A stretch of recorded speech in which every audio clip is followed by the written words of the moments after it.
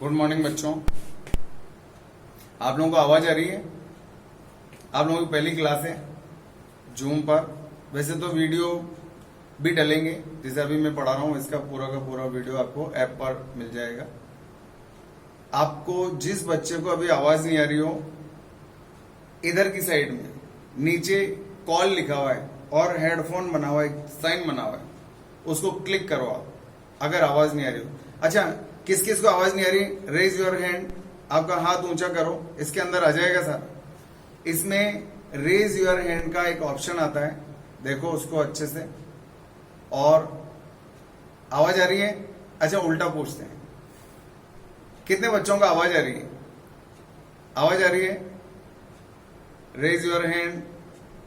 कितनों को आई? और बाकी को आवाज आ भी रही है, नहीं भी आ रही है? ऐसे कैसे हो सकता है यार?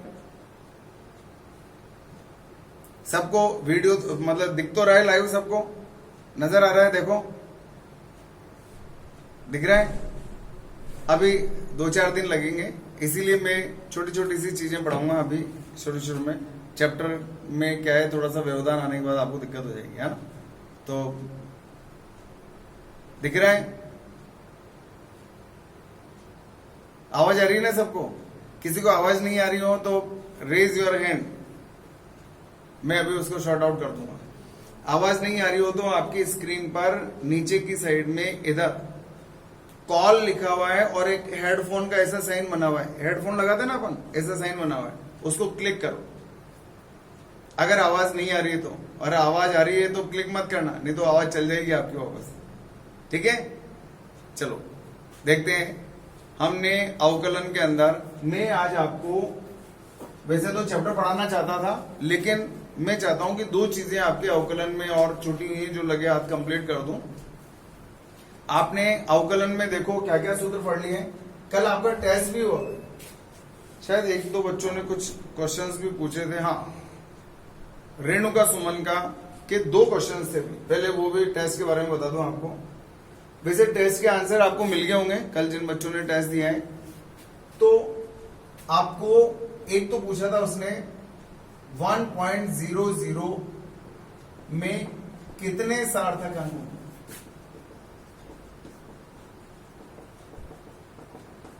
ये आपका सवाल था। तो देखो 1.00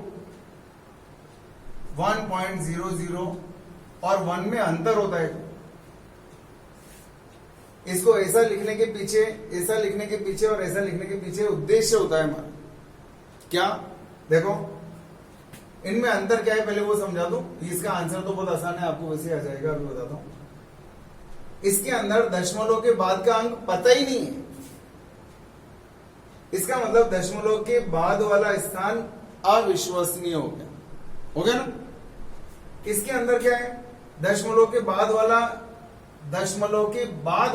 अंक पता है आपको, पता है ना? इसके बाद दशमलव के बाद 0 है, अंक पता है आपको, 0 अंक है भाई।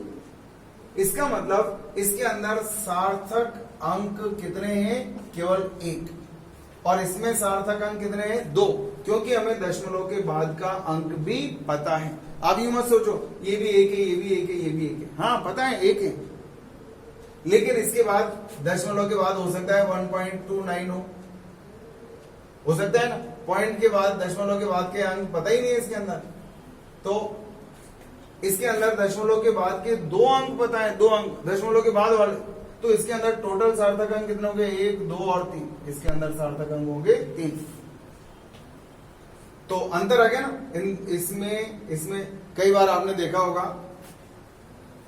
अपन रुपए लिखते हैं, कई बार रुपए कैसे लिखते हैं मालूम है? 500.00। इसमें और इसमें अंतर है, दोनों में। ये भी 500 रुपए है और ये भी 500 रुपए। अंतर है ना दोनों में? देखो क्या अंतर है, बताओ। ये रुपये लिखा है मैंने, रुपयों की संख्या कितनी है? 500, और यहां रुपये लिखे हैं 500। दोनों में कोई अंतर नहीं। अब आप अपने पेरेंट्स से पूछना, अपने पेरेंट्स बताएंगे आपको, आपके पिताजी बताएंगे, आपकी माताजी बताएंगे कि इन दोनों में क्या अंतर है। कई लोग ऐसे लिखते हैं 500 और ऐसे लिखते हैं, ऐसे लिखते हैं, या एक चिन्ह बना देते हैं, ऐसे लिखते हैं। ये लिखने के पीछे उद्देश्य क्या होता है? सार्थक अंक होता है। क्या कि यहां वो ये दिखाना चाह रहा है कि भाई केवल 500 रुपए, पैसे की संख्या 0। अब यहां 500 के बाद पैसे की संख्या का कोई ज्ञान ही नहीं है, पता ही नहीं है कितने पैसे देने। 500 रुपए और 25 पैसे भी हो सकते हैं, 500 रुपए 50 पैसे भी हो सकते हैं। यहाँ पैसों की संख्या का ज्ञान ही नहीं है, इसका मतलब कम अंकों का ज्ञान है, और यहाँ पर ज्यादा अंकों का ज्ञान है। तो यहाँ दोनों में सार्थक अंकों की संख्या में अंतर है। एक सवाल तो उस बच्चे का ये था कि इसमें और इसमें सार्थक अंक कितने हैं, तो अब आपको ये समझ आ जाना चाहिए इसमें सार्थक अंकों की संख्या 3 है, क्योंकि इसके अंदर दशमलव के बाद का ये अंक भी पता है और ये अंक भी पता है। इसका मतलब ये हो गया कि इसके अंदर सार्थक अंकों की संख्या का मान 3 होगा। एक सवाल और था उसका, एक सवाल और था शायद इस तरह से था, 1010 मीटर और 1010 ऐसा कुछ था। इन दोनों में सार्थक अंक बताओ।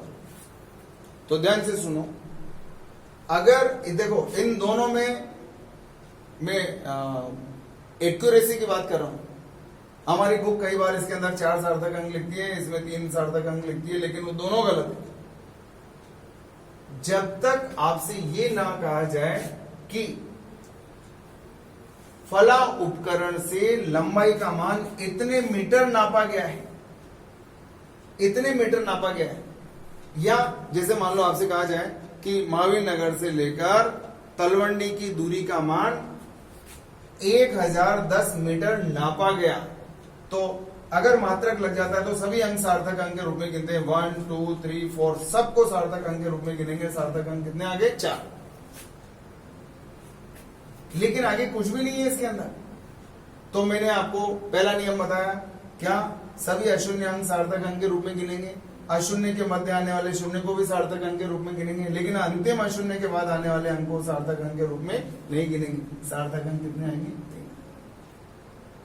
लेकिन अगर फोकट में ही ऐसे लिख दिया, मान लो 1010 मीटर, कुछ भी नहीं बोला आपसे कि दूरी नापी गई है या आपने मात्रक चेंज करके लिखी है, कुछ भी नहीं है, तो इसके अंदर सार्थक अंक भी कितने आएंगे? 3 ही आएंगे, 1 2 और 1। ठीक है।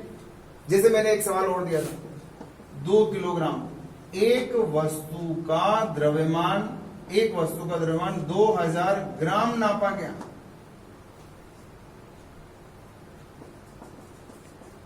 एक वस्तु का द्रव्यमान कितना? 2000 ग्राम नापा गया। इस वस्तु का द्रव्यमान 2 किलो है। बताओ इसमें कितने सार्थक अंक है, इसमें कितने सार्थक अंक है। तो नापा किसको? बताओ किसको नापा उन्होंने? इसको नापा है, तो सबको सार्थक अंक के रूप में गिनो। तो यहाँ सार्थक अंक कितने आएंगे बताओ? यहाँ सार्थक अंक आएंगे, सार्थक अंक बराबर कितने आगे? 4। अब इसको किलोग्राम में लिख के बताओ कैसे लिखते। देखो यार कैसे लिखोगे? m बराबर 2 किलो लिखोगे क्या? नहीं, गलत। कैसे लिखोगे इसको? 2.000 किलोग्राम। ये बिल्कुल सही। इसमें सार्थक अंक कितने बताओ? इसमें सार्थक अंक भी कितने होने चाहिए? 4, क्योंकि मात्रक बदलने से सार्थक अंकों की संख्या नहीं बदलती। चलो, अगर फिर भी किसी की कोई दिक्कत रह गई हो तो वो मुझे व्हाट्सएप पर डाले। अब आपका काम यही है, अब आपकी डेली क्लास जूम पर चलेगी। यहां से मैं जाने के बाद आपको कुछ क्वेश्चंस दूंगा, 1 क्वेश्चन, कभी 2 क्वेश्चन, इस तरह से आपको तुरंत सॉल्व करना है। और एक रजिस्टर और पेन लेकर के बैठेंगे, रजिस्टर और पेन, कोई क्वेश्चन दिया सॉल्व करेंगे, फोटो खींचेंगे, फोटो क्लियर होना चाहिए। फोटो खींच करके मेरे को व्हाट्सएप कर, ताकि मैं उसको देख करके फिर आपको रिप्लाई कर सकता हूँ आपका क्वेश्चन सही है गलत है। और दूसरी बात, अगर आपको कोई दिक्कत आ रही है उसका फोटो खींचो और मेरे को भेज दो। बस समय जरूर लग सकता है, क्योंकि मैं हर वक्त फ्री रहूंगा। ये हो सकता है जब आपने भेजा उस वक्त फ्री नहीं हूँ, मान लो मेरी क्लास है या कोई मेरी वर्कशॉप चल रही है, जैसे 12th वाले बच्चों की वर्कशॉप रहती है, उनकी क्लास रहती है, एक्स्ट्रा क्लास रहती है, तो फिर उसमें टाइम जरूर लग सकता है, लेकिन आपको आंसर जरूर मिलेगा शाम तक। ठीक है ना? चलो इधर देखो, आपने अवकलन के अंदर कुछ चीजें पढ़ रखी है। क्या क्या पढ़ी है? पहला नियम क्या पढ़ा था बताओ अवकलन के अंदर? D by D x of नियत राशि, नियत राशि का अवकलन 0। D by D x of power rule, power rule याद है? बताओ क्या है? x की पावर n का अवकलन x के सापेक्ष पढ़ना सिखाया था मैंने। अच्छा, जिन बच्चों ने नहीं पढ़ रखा है उनके लिए अवकलन की क्लास ऐप पे डली हुई है, मेरे से बात कर लेना फोन से, पहले वो क्लास पढ़नी पड़ेगी तब ये समझ में आएगा। जो भी पावर है आगे लिखो और इसकी पावर 1 कम कर दो, जो पावर है वो यहां लिख दी और इसकी 1 पावर कम कर दी, ठीक है। तीसरा पढ़ा है कांस्टेंट मल्टीपल रूल, गुणा में अगर नियत राशि है तो इसका अवकलन कैसे करते हैं देखो, याद आया? नियत राशि को ऐसे किसी लिख दो, ये नियत राशि को ऐसे किसी लिख दो। अब ये क्या बन गया? ये वाला नियम बन गया, इसको दबा दो यहां नीचे। अब ये बन गया पावर रूल बन गया। पावर रूल क्या है? n x की पावर n माइनस 1, ये पावर रूल। चौथा नियम पढ़ा आपने गुणा का नियम, ये दो राशियां हैं, गुणा का नियम बताया मैंने आपको। नहीं, एक तो जोड़ का नियम पढ़ा, संयोजन का नियम। मान लो यहां प्लस भी हो सकता है माइनस भी हो सकता है, बताओ क्या होगा? प्लस माइनस है ना, इसका करो अवकलन u का, फिर प्लस है तो प्लस, माइनस है तो माइनस। अब v का कर दो d by D x of, अगर यहां प्लस होगा तो प्लस लगा दूंगा, माइनस होगा तो माइनस लगा दूंगा। ये हो गया संयोजन का नियम। अब ये सबसे इंपॉर्टेंट ये था हमारे लिए गुणा का नियम, ये गुणा का नियम। गुणा में मैंने आपको एक कहानी सुनाई थी, दो दोस्त, नाम क्या क्या है? एक का नाम यू, दूसरे का नाम वी। दो दोस्त हैं, एक का नाम यू है, दूसरे का नाम वी है। दो दोस्त नाई की दुकान पे कटिंग कराने के लिए, आपने देखा होगा वहां पर एक चेयर लगी होती है जिसके ऊपर वो बिठा करके कटिंग काटता है। एक ही है उसके पास, और कटिंग कितने जनों को करानी है? 2 जनों। क्या होगा बताओ? कटिंग कैसे होगी? 1 बाई 1 होगी। तो इस मेथड का नाम क्या है? 1 बाई 1। 2 जने, दोनों का गुणा है, दोनों का अवकलन किया जाना है, तो कैसे होगा? 1 बाई 1। 1 बाई 1 कैसे होता है? पहला दोस्त बाहर बैठ गया और दूसरे का अवकलन कर दो। दूसरा बैठ गया सीट पे, देखो ये अवकलन होएगा इसका। फिर क्या होगा बताओ? अब दूसरा दोस्त बाहर बैठेगा और पहले वाले का अवकलन हो जाएगा, इसको बोलते हैं 1 बाई 1 मेथड। तो दो दोस्त है, दो दोस्त नाई की दुकान पर कटिंग कराने के, एक ही चेयर है, कैसे अवकलन होगा? 1 बाई 1 होगा। 1 बाई 1, पहला दोस्त बाहर, दूसरे का अवकलन, फिर दूसरा दोस्त बाहर और पहले वाले।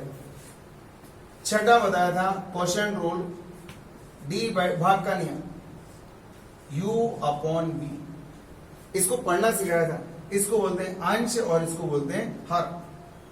अंश और हर बोलते हैं ना, ये अंश है और ये हर है, ठीक है? अंश और हर। मैंने आपको बताया था क्या? एक शब्द बताया था, हर हर महादेव, याद है? हर हर महादेव, हर हर 2 बार आ रहा है, 2 बार आ रहा है ना। तो सबसे पहले ऐसा बनाओ और नीचे हर, ये अंश होता है, ये हर होता है। हर हर, ये हर हर 2 बार आ गया, स्क्वायर आ गया। और सबसे पहले कौन आता है? हर, तो सबसे पहले हर। अब चालू हो जाओ, करो 1 बाई 1 कर दो, 1 बाई 1। लेकिन पहले कौन आएगा? हर, याद रहेगा? हर हर महादेव में पहले कौन आया? हर आया, यहां हर लिखा। अब du बाई डी एक्स कर दो, लेकिन भाग का नियम है इसलिए माइनस का चिन्ह आएगा, हमेशा माइनस। और दूसरा दोस्त बाहर आ गया, डी बाई डी एक्स। ये है क्वोशिएंट रूल जो मैंने आपको बताया, ठीक है? 7वां नियम है इसके अंदर ज्या और कोज्या नियम। ज्या कोज्या नियम, ज्या मतलब साइन और कोज्या मतलब कॉस। 2 चीजें और याद रखनी है, 2। पूरी 12th में आपका काम, 11th और 12th दोनों सालों में इनसे सारा काम चल जाएगा अवकलन का। मेरे हिसाब से कुछ भी कहीं भी जरूरत नहीं पड़ेगी। क्या है? d/dx of sine x. पढ़ के बताओ पहले तो क्या लिखा है, d/dx ऑफ cos x।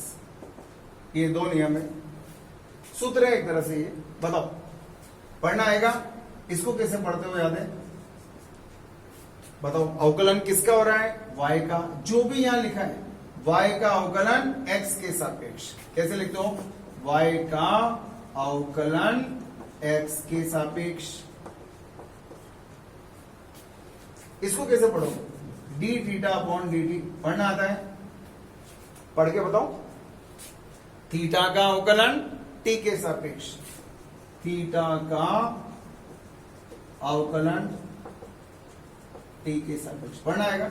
अब इसको पढ़ के बताओ क्या लिखा है। साइन थीटा का अवकलन थीटा के सापेक्ष। तो ये सूत्र याद रखने वाले हैं, ये सब नियम आपको याद करने हैं, सब याद करने।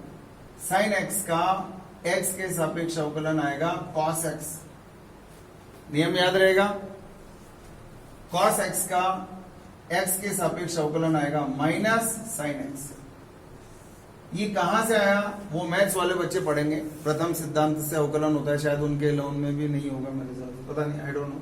पहले हम लोगों के तो हुआ करता था प्रथम सिद्धांत से अवकलन में, लेकिन ये आपको डायरेक्ट याद रखना है, साइन एक्स का कॉस एक्स और कॉस एक्स का माइनस साइन एक्स। ठीक है, कोई दिक्कत?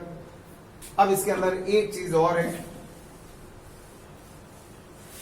सारी पूरा काम हो जाएगा आपका इसमें से। 8वां लघु गुणक, ये 12th में काम आएगा। लघु गुणक और एक और है चर घातांक। इसमें भी दो चीजें याद रखो, d/dx ऑफ log x 11 में तो काम नहीं आएगा, और d/dx ऑफ e की पावर x। पहले तो पढ़ना सीखो इसको। log x का अवकलन x के सापेक्ष 1/x। अभी काम नहीं आएगा आपके लोन में, सिर्फ इसलिए पढ़ा रहा हूं ताकि ये अवकलन में एक जगह आ जाए आपका, और जब काम आएगा तो हम दोबारा बताएंगे। और e की पावर x का अवकलन e की पावर x होता है। तो दो ये और दो ये एक्स्ट्रा, ये तो मैं आपको पढ़ा ही चुका हूं, और जिन्होंने नहीं पढ़ा है वो बच्चे मुझसे बात करेंगे, मैं उनको बताऊंगा। वो वीडियोस अवकलन के 2 वीडियोस पहले डले हुए हैं, 2 क्लासेस, तो वो कैसे पढ़नी है वो मैं बता दूंगा आप लोगों। ठीक है, अब इसके अंदर ध्यान रखना है, अगर यहां ऐसा हो d/dx ऑफ, एक बार इसका स्क्रीनशॉट लो, तो स्क्रीनशॉट लो। आपको भी स्क्रीनशॉट लेना आता होगा वैसे तो, और नहीं आता है तो मैं आपको बता दूंगा। वैसे तो हर फोन में अलग अलग होता है, कईयों में तो ऐसा होता है यूं डायरेक्ट 3 उंगलियों को यूं स्वाइप करो तो स्क्रीनशॉट आ जाता है, और कईयों के जब उसको प्रेस करते हैं तो ब्लिंक हो जाता है आगे स्क्रीनशॉट के लिए, जैसे वीडियोस में होता है। तो सबके फोन के ऊपर डिपेंड करता है वो कैसे स्क्रीनशॉट लेते हैं आप लोग। ठीक है, अब देखो इसके अंदर कुछ टेक्निकल चीजें और हैं जो हमें, वो बता ही देता हूं।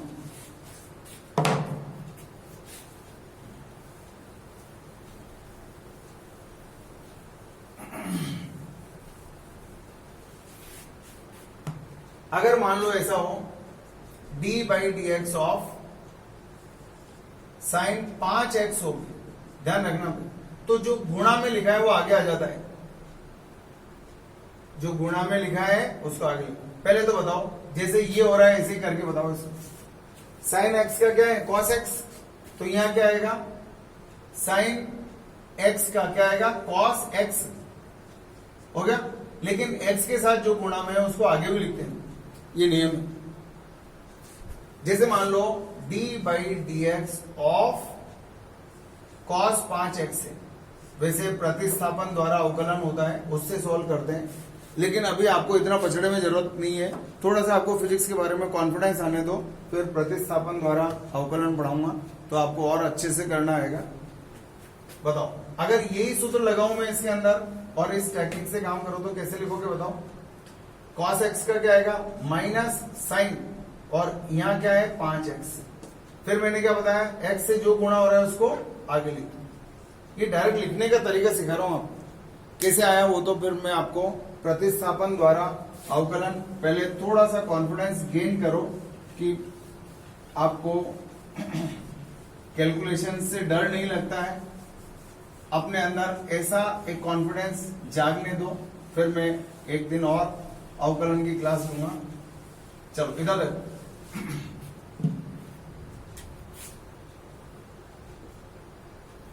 यदि y बराबर एक्स स्क्वायर साइन एक्स हो तो dy बाई डी एक्स ज्ञात करो। ये आपका सवाल है। मैंने आपको एक सूत्र बताया था इधर की साइड में, याद है आप क्या, d by D x of x cube क्या था बताओ, d by D x of x square क्या था, d by D x of x क्या था, d by D x of x की power minus 3, d by D x of x की power minus 2, d by D x of x की power minus 1, d upon d x of x की power 0, D upon d x of 5 करके बताओ। अब आपको direct करना आना चाहिए, पावर रूल लगेंगे, सब में पावर रूल लगा। पावर रूल क्या कहता है, जो घात है आगे लिखो और इसकी एक घात कम कर दो, यही कहता है ना पावर रूल। आगे करो, हमेशा रफ कागज और पेन लेकर के बैठो। अभी आपको चांस मिल रहा है, अब इतनी जगह आप इसको अप्लाई करेंगे तो वो चांस खोना नहीं है। चांस मिल रहा है ना, बताओ क्या करें। आया एक्स स्क्वायर का जो भी घात है उसको आगे लिख दो, पावर रूल लगाया ना। पावर रूल क्या कहता है याद है, d by D x of x की पावर एन, पावर आगे और एक पावर कम कर दो, इस तरह से। तो इसकी पावर 2 है तो आगे क्या बचा, 2 में से 1 घटाया तो 1 बच गया। इसको करो, यहां पावर कितनी मानते हो, 1, ये 1 आ गया। x की पावर 1 माइनस 1 कितना हो गया 0, और x की पावर 0 का मान कितना होता है 1। कर सकते हो, इसको बताओ क्या करोगे, -3 x की पावर -3 में से 1 और घटाऊंगा, -3 x की घात -4, इसको -2, ये आपको करने, ये आपको करने। चलो मैं इसको सॉल्व करके बताता हूं आपको क्या निकालना है। आपको पूरा ध्यान इधर दो, आप उधर उधर सॉल्व मत करो। ये पहले मैंने सॉल्व करना सिखाया आपको, ये आपके लिए मुझे सॉल्व करके बताना। इधर देखो, dy बाई डी एक्स निकालना है, y का मान रख दो एक्स स्क्वायर और साइन एक्स। अब आपको ये समझ आ गया होगा कि कौन सा नियम लगेगा इसमें, बताओ कौन सा नियम लगेगा। दो चीजें गुणा हो रही, गुणा का नियम लग गया, दो दोस्त u इंटू वी, कैसे करते हैं बताओ, 1/1 कैसे करते हैं इसको, 1/1। पहला दोस्त बाहर बैठ गया और कटिंग का नंबर किसका आ गया, दूसरे का, इसका आ गया। अब दूसरा दोस्त बाहर बैठ गया और पहले वाले की कटिंग कर दो, ऐसे। दिक्कत हो तो बोलो। एक्स स्क्वायर इंटू, अभी साइन का मैंने एक नियम बताया आपको, साइन का, साइन एक्स का एक्स के सापेक्ष अवकलन कितना होता है, कॉस एक्स बताया था, प्लस ये साइन एक्स ऐसे कैसे लिख दो, बताओ इसका क्या आएगा, एक्स स्क्वायर का एक्स के सापेक्ष अवकलन कितना होता है 2x। ये आपका आंसर आ गया, x square cos x plus ये 2x को आगे लिख लो, कहीं गलती से इसको इससे गुणा मत कर देना, क्योंकि ये कोण होता है, साइन एक्स पूरी एक ही राशि होती है, ठीक है ना। तो बताओ क्या आएगा, 2x इंटू साइन एक्स। एक और सवाल देख लो, यदि y बराबर x cos x हो तो dy बाई डी एक्स ज्ञात करो। कैसे ज्ञात करोगे, dy by D X, D by D X, Y का मान रखो x cos x, ठीक है ना, x cos x। वापस दो दोस्त मिल गया आपको, पहला दोस्त ये, दूसरा दोस्त ये। अब इसका वापस 1/1, गुणा का अवकलन 1/1, और भाग में हो तो u अपॉन v हो तो बताओ, अगर u अपॉन v होगा तो हर हर महादेव, बताओ क्या आएगा। पहला दोस्त बाहर आ गया और अंदर बैठ गया दूसरा दोस्त, बैठ गया। अब दूसरे दोस्त को बाहर निकाल लो और अंदर बैठ गया पहला दोस्त। x गुणा इसका अवकलन बताया था, cos x का अवकलन कितना, minus sine x plus cos x, x का अवकलन x के सापेक्ष, x का अवकलन x के सापेक्ष कितना आएगा 1, तो आपका आंसर आ गया, माइनस का चिन्ह आगे आ गया, minus x sine x plus cos x। क्या एक बार स्क्रीनशॉट ले लो, इसका स्क्रीनशॉट ले लो, ठीक है ना। अब देखो, आज हम इतना ही पढ़ेंगे। मैं आपको 2 क्वेश्चंस दे रहा हूं, इनके सॉल्यूशंस आप मुझे भेजेंगे, ठीक है। 2 क्वेश्चंस हैं आपके लिए, ये रहा, D by D x of x cube cos x, इसको सॉल्व करेंगे।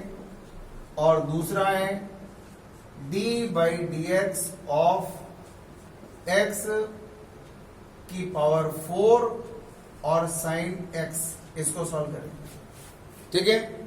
इन दोनों को सॉल्व करेंगे और एक भाग का भी लिख लो अगर आप सॉल्व कर पाए तो। तीसरा नंबर है d by D x of x square upon sine x. इन तीनों क्वेश्चंस के आंसर भेजो, ठीक है। बाकी कल पढ़ेंगे, क्लास 9:30 के आसपास ही शुरू होगी, आपको लिंक मिलेगा, तैयार रहो, कागज पेन लेकर के बैठा करो हमेशा, ताकि जब भी मौका मिले। अब कल से हम चैप्टर शुरू कर देंगे पहला, ठीक है।